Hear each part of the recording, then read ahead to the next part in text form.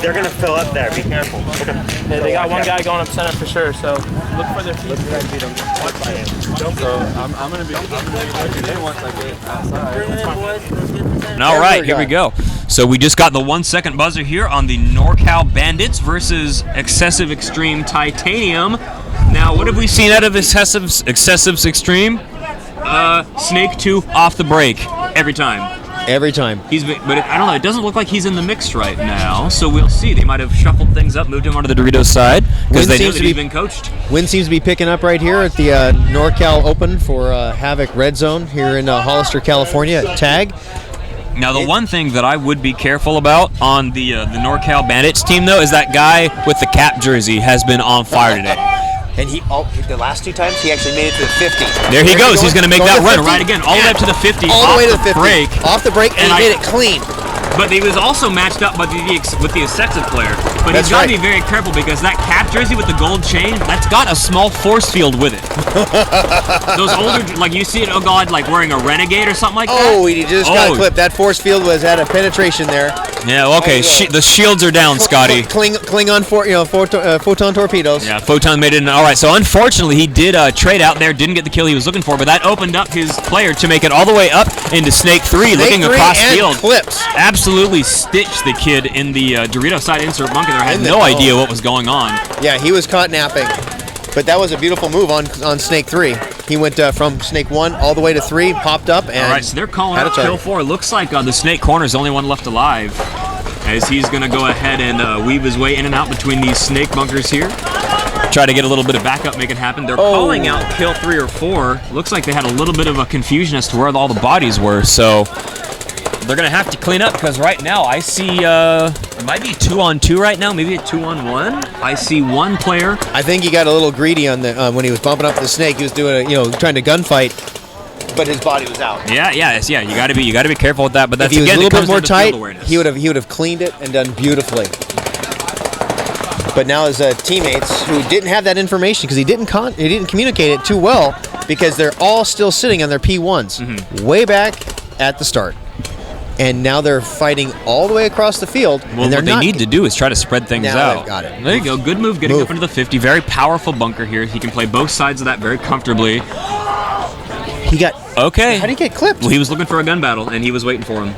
He went out. That's what happens, though. You got to get up there. You got to try to see if you can get out clean. But he's going to make a nice sneaky move up into this Mayan here. And it looks like he's lost. The player in the home, I do not believe he saw him move. It also looks like the player in the center thinks there's 2 bodies alive. I believe it's a 1-on-1. I think there's only been one player left alive for the last probably 30 or 40 seconds. It was 3-on-1, and this guy took out 2 of them. So he obviously can snap shoot and do well. All right, yeah, this guy's at a major disadvantage unless he... it looks like he does know what's going on now. He's playing very hard on the outside of that home bunker. He's playing both sides of that very effectively. And this is where patience comes into play. You got to be smart. You got to be methodical at this point. And gun battling, even the best gunfighter only wins 60% of them. And just like that, he came out, got a little greedy, but a 3-pack, pulling out a 3-on-1 to take the first point of the match for Excessive here. Looks like we're going to see if that player was clean. Looks like we had a little bit of chatter on the side. We got to make sure there is no coaching. Thank goodness. In 5-man. However, in red zone, points up. There's coaching. Yep. All right. So point has been signaled good for Excessive. They're going to go ahead and take that first point. Referee. And like we said earlier, I'm not a gambling man, but I expect him to go to Snake 2 off the break again. You know what, Cap? The Cap jersey, which I happen to be a fan of. That thing is so sick. Chris Hagan. I want it so bad. Shout out to the late company. He's that jersey's so cool. He's a large player for paintball, but it doesn't seem to slow him down.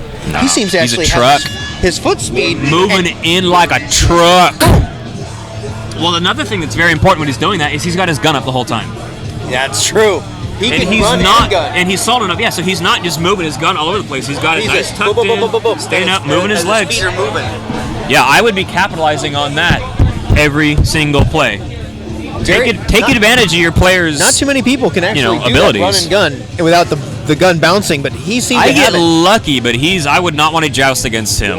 No. That's a really fun drill, though. You just get two guys out in the open running towards each Just other in the same jousting. bunker, just shooting each other in the face. Oh, yeah. But if obviously it was a Cap jersey, it looks like he might have some miles on him. It's so because he's a gangster. Look at that chain. That sick gold chain. I think he might have been around the. I wish I knew his name. I don't know his name, but he's a straight OG. He's wearing those old JT teams, Oh matching my the cast, goodness. dude. That dude screams 2007. Just screaming it. All right, timeout for excessive because they cannot handle that jersey. They can't handle the swag. Yeah, it's just too much. It's blinding, and It's sick, dude. And there's no yellow that's allowed. It's gold. Oh, it's gold. That's a gold chain. That's like my Miami Rage jersey is a Forgive me. gold chain. I'm not a yellow. male. I have testosterone poisoning. I don't know what the difference between gold and It's yellow a hue. is. It's a very technical hue. Also more with of a blue fill paint today, terracotta. though. So, I think terracotta is a substance more than a color. Terracotta is it's like the clay they use. It is classified as a color. It is a color. I didn't know that. You're right. It is more material, but the material came first and then the color. Oh, and okay. and of course There we go. It's like an ambery brown, almost like a burnt orange. I have some people who are like into interior decorating design in my family. Out of the Bay Area, I bet. Dear God, please help me now. Meanwhile, you're here doing Yeah, I'm into the more traditional primary colors: blue, green, yellow. Green is not a primary color.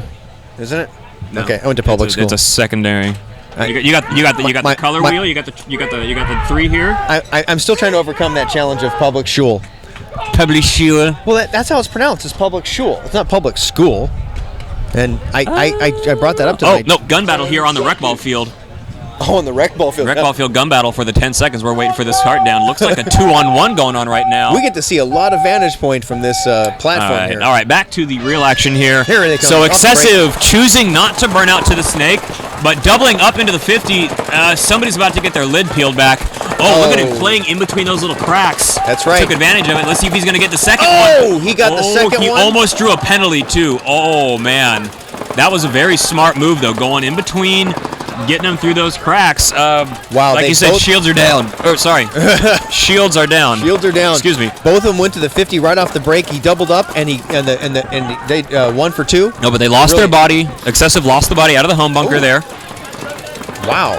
And he got clocked in the dome. He's still holding his head. Hope he's okay. I'm sure. I think he's more embarrassed. So we've got a mental pain than 3-on-3 physical right pain. now. Both teams actually have very similar layouts. The only difference right now is that excessive has a body in the Dorito side insert instead of the home bunker right now. Yeah, nobody's in the Where snake. the bandits are. Snake side. They're all heavy on the Dorito side.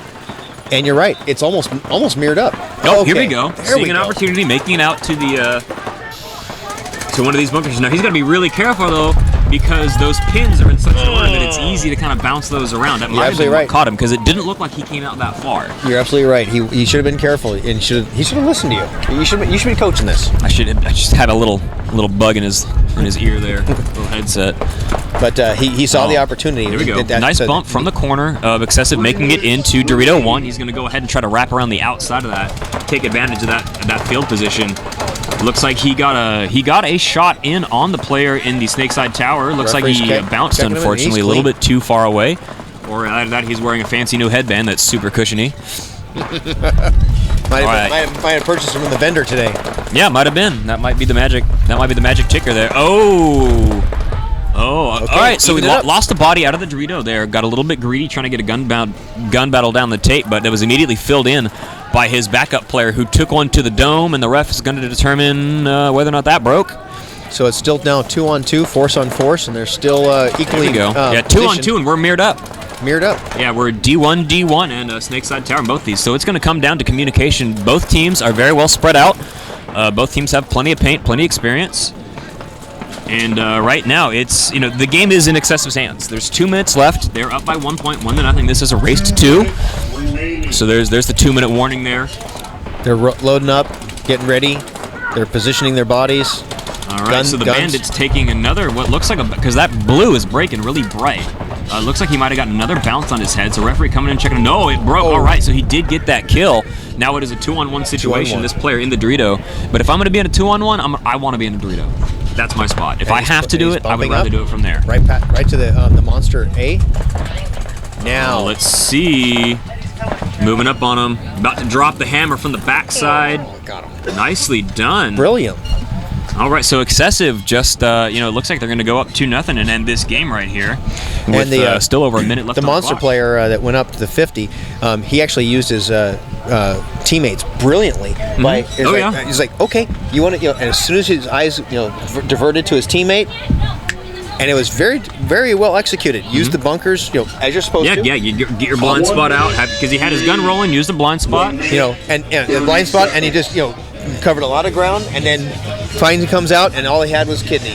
Yep. All right, so refs are going to go ahead and check that player over. The thumb goes up, and that will wrap it up as Excessive Titanium takes it from the Norcal Bandits. But it's okay because the Fashion Police have awarded additional points to the Northern California Bandits. I am not the Fashion Police, by the way. I just happen to know that jersey is sick. That is. I am I'm not jealous. the most fashionable, interesting. I am not the most fashionable. I'd almost person. give up this jersey, but I don't know. You can print more of those. You can't get those caps anymore, dude. Oh, those caps are golden. You know what I really like is they're old cap flame autocockers.